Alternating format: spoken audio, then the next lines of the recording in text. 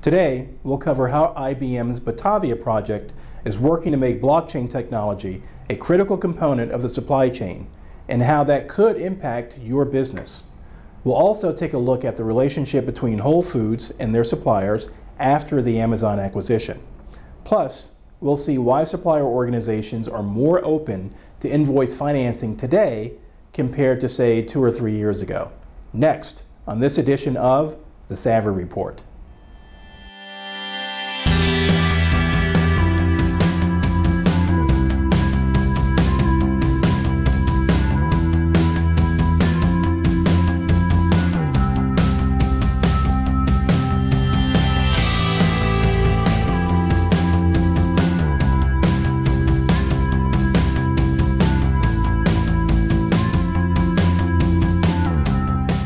Hi everyone, I'm Ernie Martin, founder and managing director of Receivable Savvy, and welcome to this week's edition of The Savvy Report.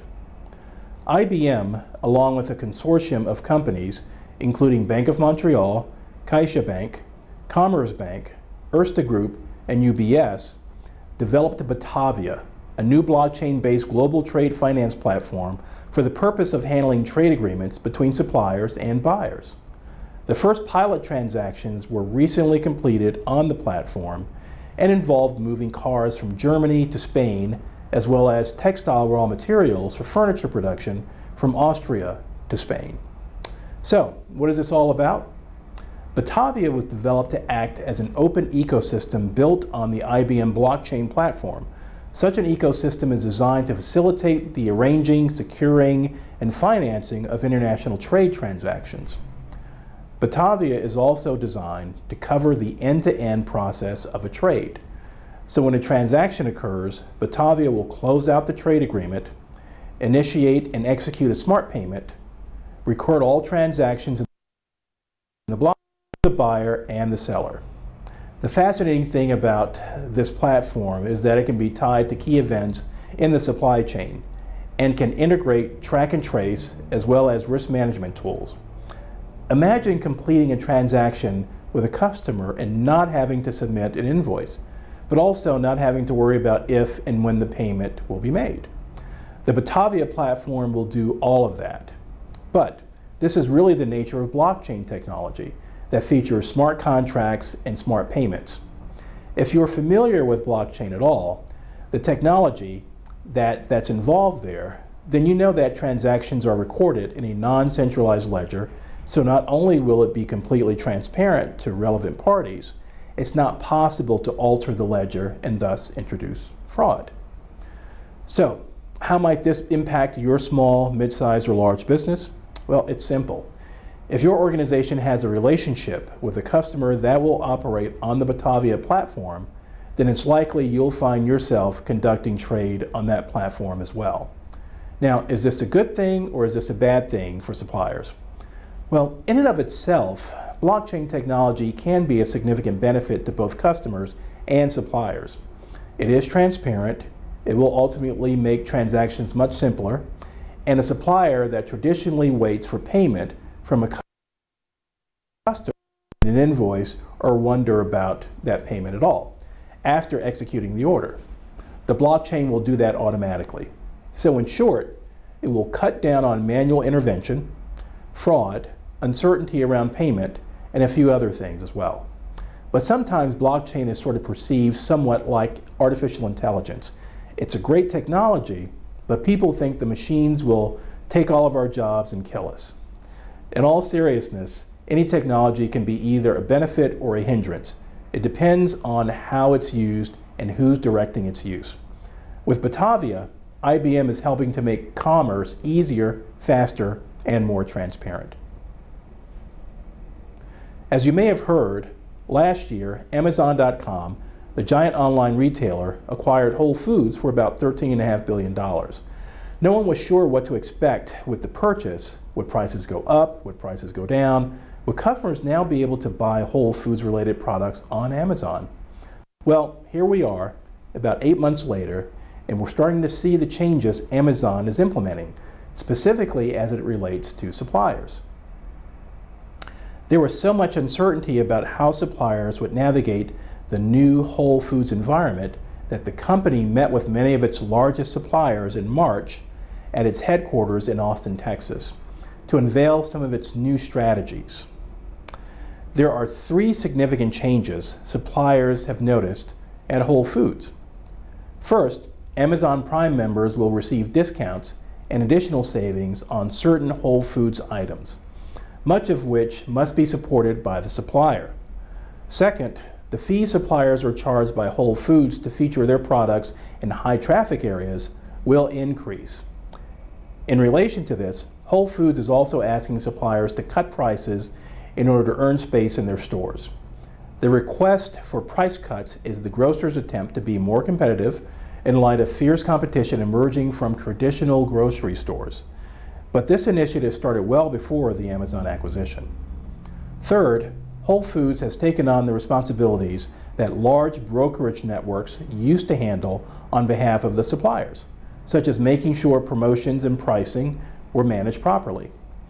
Rather than pay a broker to handle those tasks, suppliers will now pay Whole Foods to do that same job. There are some changes larger suppliers have embraced, such as meeting with the global buyer team in Austin without also having to meet with regional buyers. But coupled with modifications such as removing minimum shipping requirements, as well as no longer paying shipping fees for some products, many suppliers are not happy with the current state of affairs. It will be interesting to see how the relationship between Whole Foods and its suppliers evolves over time. But if prices are coming down and a greater variety is available, good for the consumer. The jury is still out to see whether this is ultimately good for the supplier. The idea of getting an outstanding invoice paid early in exchange for a small percentage of that invoice has grown in acceptance in the last several years. The findings from our 2017 perception study suggest that suppliers are beginning to have a change of heart around what used to be viewed as a solution reserved only for struggling organizations.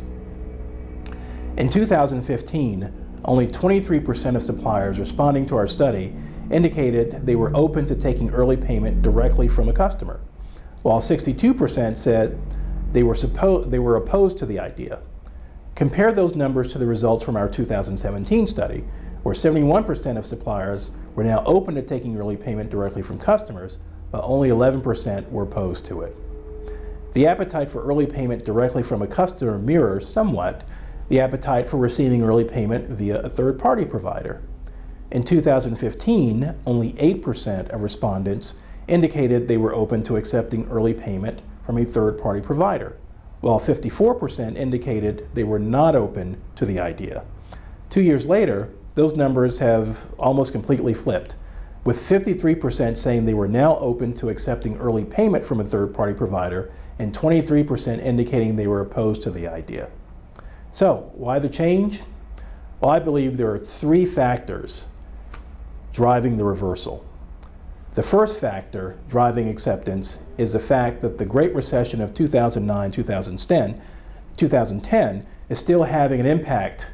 The recession impacted businesses a number of ways, too many to go into in this format, but depending on who you talk to, there was never a full economic recovery, at least not the kind we've become accustomed to after the recession.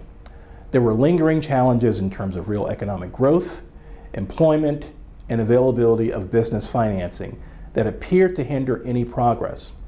During the heart of the recession, supplier organizations saw customer orders shrink, revenue drop, and receivables placed at risk. Once the worst of the recession was over, suppliers saw that some customers were still going out of business, even in the midst of a perceived recovery. With the new normal being receivables in perpetual risk, more suppliers began to consider alternative methods of financing, especially if traditional financing was hard to come by. Factoring and supply chain financing were options more suppliers had at their disposal, and in the case of supply chain financing, customers were also willing to participate because it benefited them as well.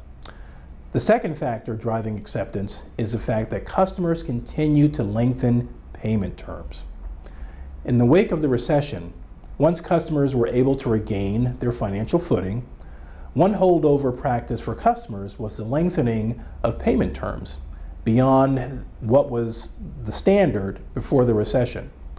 Although the recession had been deemed over, again, it depends on who you talk to, the new normal for customers was the opportunity to make longer payment terms permanent.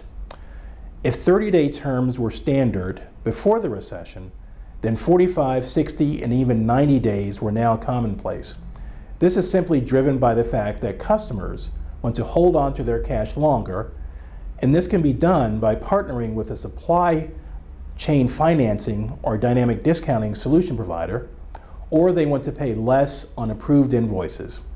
And in this practice, it generates additional cash at the end of the year from accumulated discounts. Either way, the customer can improve their bottom line by simply leveraging an early payment option the supplier might be open to. The third factor driving acceptance is there are more invoice financing startups and, as a result, more opportunities for early payment.